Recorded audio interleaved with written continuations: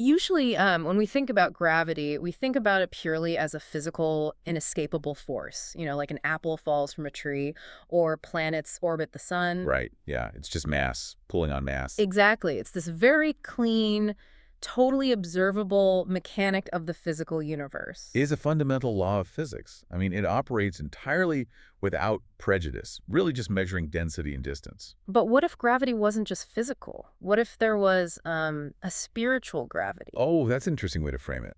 Right, Yeah. like a cosmic force that didn't care at all about your physical mass, but instead pulled relentlessly on your habits, your desires, and like the things you secretly love the most. Yeah, pulling you in completely different directions. Exactly. What if your daily routines were actually dragging your soul toward a very specific cosmic destination, totally on autopilot? Well, that is exactly what we're getting into today. Yes, it is. Because today we're doing a deep dive into some excerpts from this incredibly esoteric, fascinating philosophical text.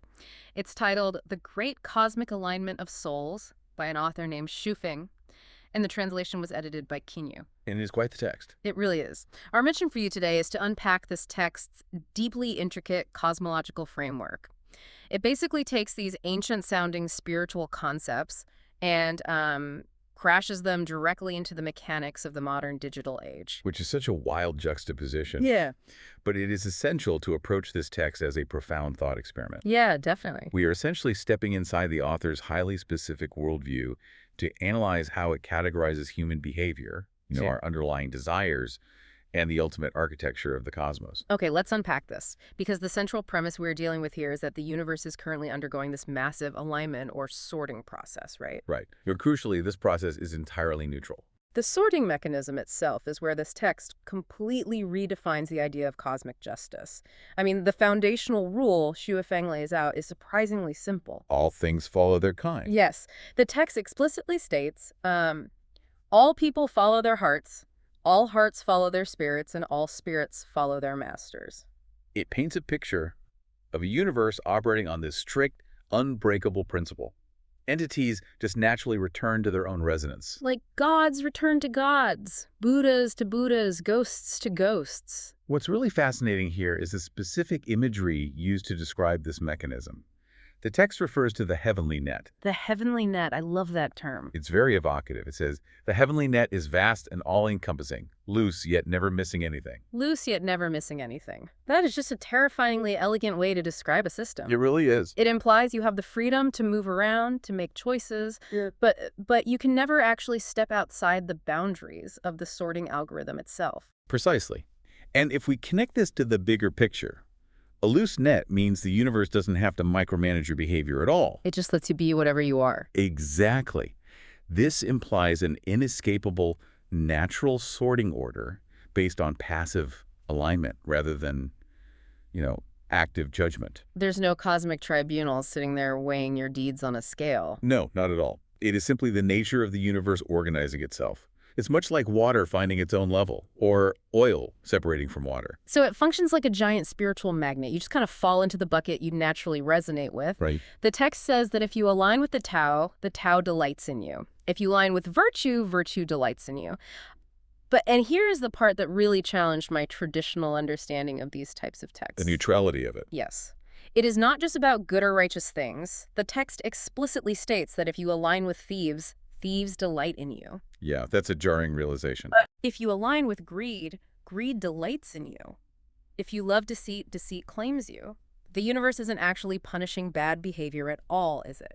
No, it's not. Yeah. That is the core implication, and it raises a really important question about morality within this framework. How so? Well, in most traditional frameworks, morality is intimately tied to reward and punishment administered by some higher conscious power.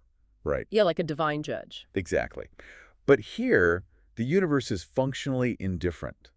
It does not judge greed as evil in a punitive sense. It just observes it. Right. It simply observes that you operate on the frequency of greed, and therefore, you belong with the greed. The greedy entities gladly accept you. Wow. So it's a self-sorting mechanism driven entirely by your internal compass. You get exactly what you ask for better or worse. Right.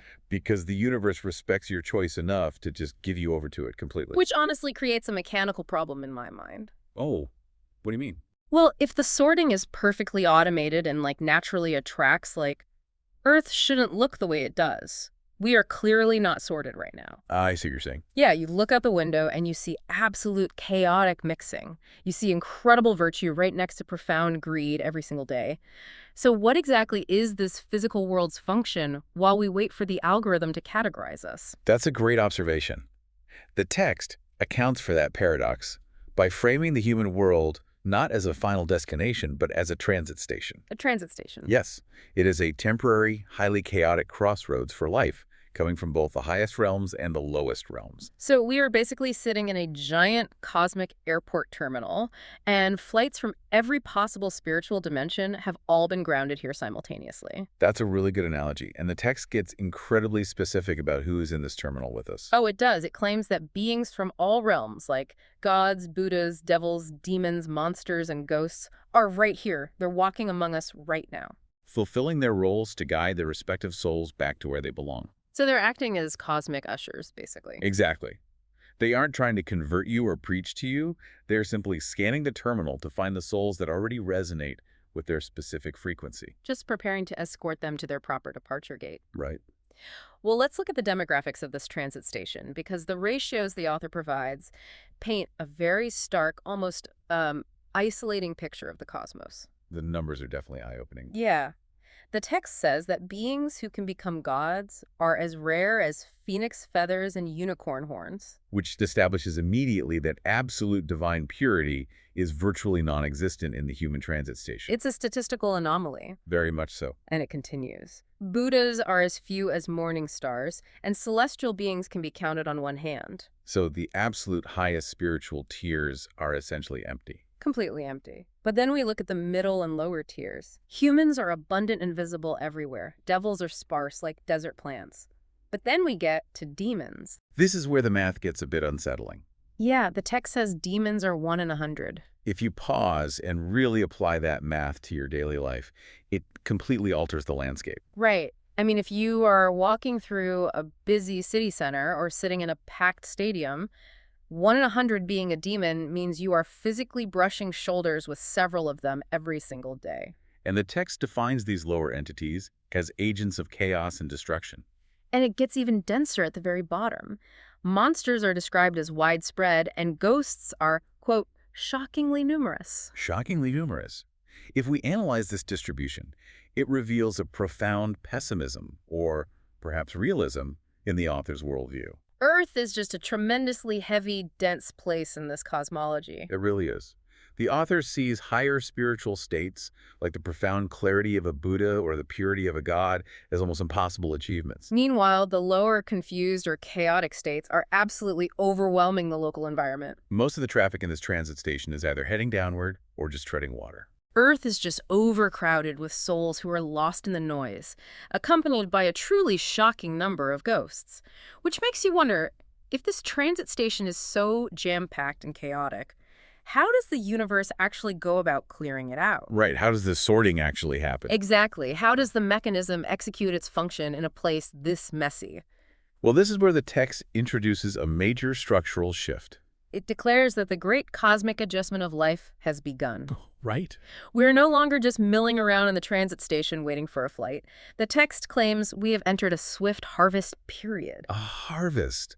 Messengers from all these different realms are actively, aggressively gathering their crops right now. Yes. And here's where it gets really interesting for me. When you hear the phrase, messengers gathering crops in a spiritual harvest, your brain immediately defaults to ancient mythological tropes. Oh, absolutely. You picture divine beings dividing the righteous from the wicked. You picture something, I don't know, supernatural breaking into the physical world, because that is the vocabulary historical texts have always relied upon to explain cosmic shifts. Right. They use the technology of their time. Agriculture, scythes, wheat, and chaff. Those were the metaphors that made sense. But Shuefeng updates the mechanism in a way that is just utterly jarring. The text explicitly states, the computer network has become the primary means for this rapid collection. It is such a brilliant, terrifying juxtaposition. The computer network. Taking this ancient esoteric concept of a spiritual harvest and Ah. realizing it through the literal infrastructure of the internet. It's algorithmic sorting for your soul. I mean, think about it. The text previously said the heavenly net is loose yet never missing anything. What fits that description more perfectly than the global internet? It's a perfect match. Data algorithms track absolutely everything, but you feel completely free while you use them. They map what you linger on, what you click, what you rage against, what you secretly crave in the middle of the night. Your underlying spiritual attachments are literally being harvested through your behavioral data. It's like targeted advertising, but for your soul. And this highlights how flawlessly modern technology intersects with our deepest psychological nature. The text outlines this sorting by attachment very clearly. Yeah, let's go through some of those. It says those who love money will be claimed by money. Those who love power will be claimed by power. Pleasure claims pleasure. And thieves will be claimed by their stolen goods. Those who indulge in desires will be claimed by their lusts. See, the internet removes the friction between wanting a thing and engaging with that thing. Oh, that's so true. In the past, acting on a vice or a super niche desire required physical effort, time, and, social risk. Now it requires a single click. Exactly. If you have a penchant for anger, the network algorithms will instantly feed you an endless stream of outrage, and you will be claimed by it. Because it wants to keep you engaged. The network accelerates the sorting process because it is the ultimate hyper-efficient realization of the idea that you are what you love. It maps your spiritual gravity in real time. It makes this esoteric cosmology chillingly plausible. You think you're just killing 20 minutes scrolling on your phone, but in this framework, you are actively pinging your cosmic usher. Waving a flag. You are signaling to the universe, hey, my data shows I belong with the shockingly numerous ghosts. It is a completely self-inflicted sorting process. Which brings up a really uncomfortable question for all of us. Yeah. If you were to open your phone right now and look at your screen time from this morning, which cosmic usher were you pinging? What frequency is your algorithm feeding back to the heavenly net? It is the complete automation of spiritual destiny. The transit station is finally being cleared out, and the global network is functioning as the barcode scanner for the tickets. So what does this all mean for the final outcome? Because the harvest is happening, the network has scanned our attachments, and the algorithm has sorted us based on what we've been clicking and craving. At this busy crossroads, where the text notes people are rushing around crying and laughing without knowing where they're going, there is an ultimate destination.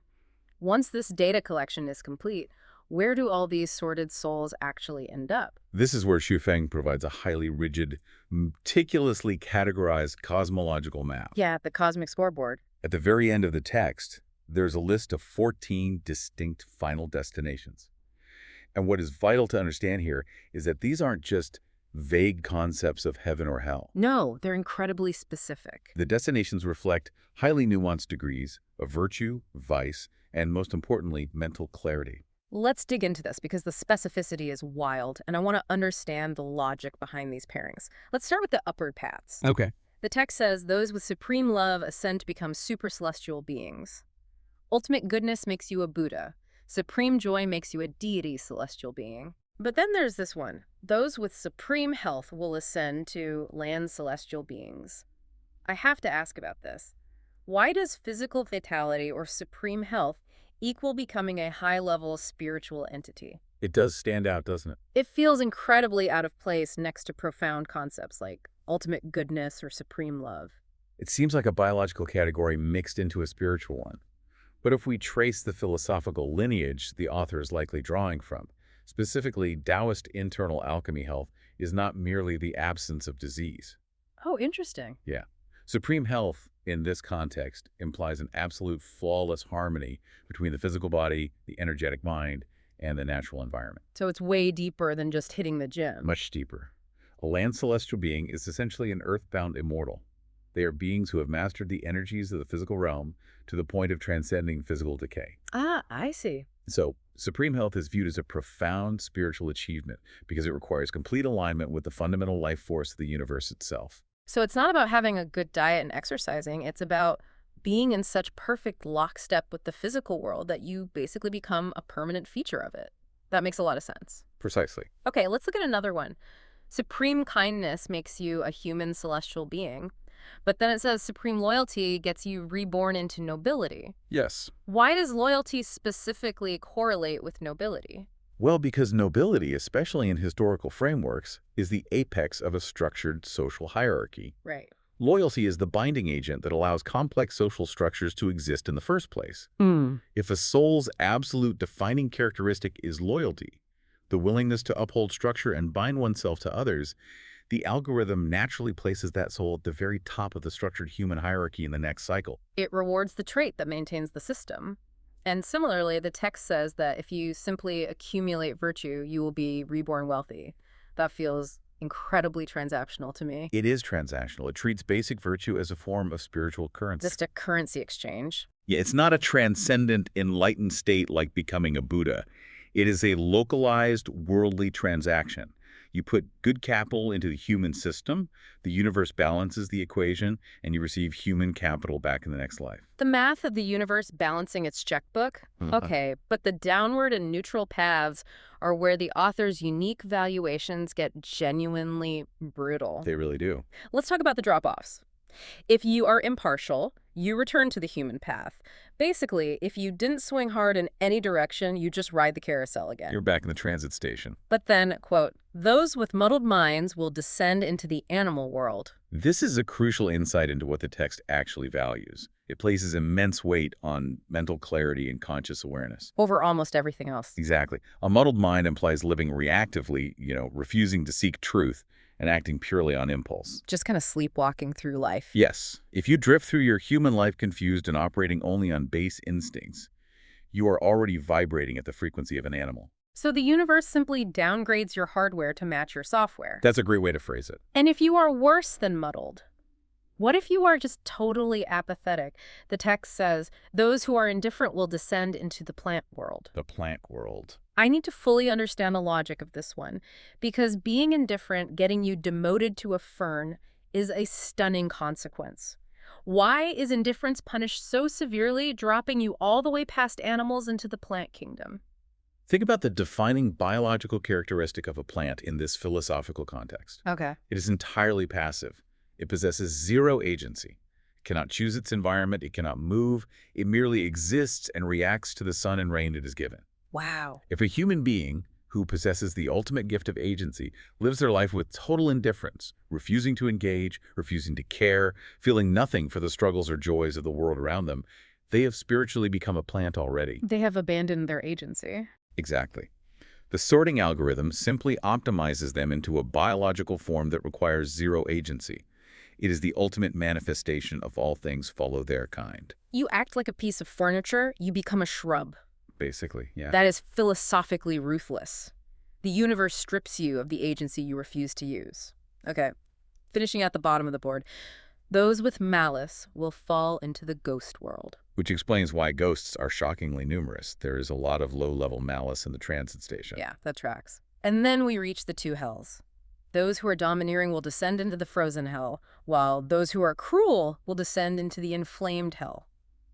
I find it fascinating that even the hells are highly specific to the mechanic of the behavior. They map perfectly to the physics of those behaviors. How so? Well, domineering behavior is fundamentally cold.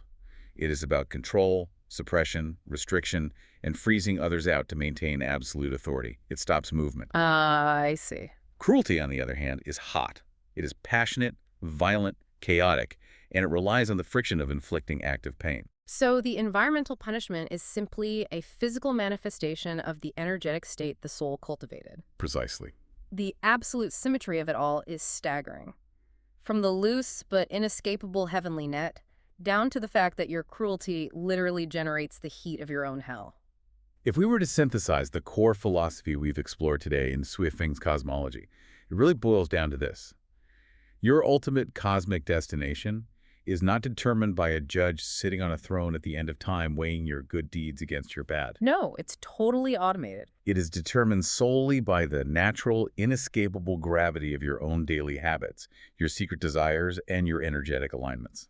And crucially, in our modern era, this spiritual gravity is being captured, mapped, and accelerated by the digital networks we interact with every single day. It forces you to look at your daily routine through a deeply uncomfortable lens. It really does. I mean, Every link you click, every hour you spend doom scrolling, every little obsession you feed, it's not just killing time in the transit station. No, it's not. You are building the spiritual magnet that decides exactly where you end up when the terminal finally clears out. Exactly. Which leads you, our listener, with a thought I really want you to mull over as you go about the rest of your day. We talked about how the internet removes the friction between what you want and what you engage with. It's all just one click away. Right. So, if the heavenly net is actively using the computer network to run its sorting algorithm right now, what cosmic destination is your search history currently aligning you with? That's a heavy question to leave on. But an important one. Thank you for joining us on this deep dive. We'll catch you next time.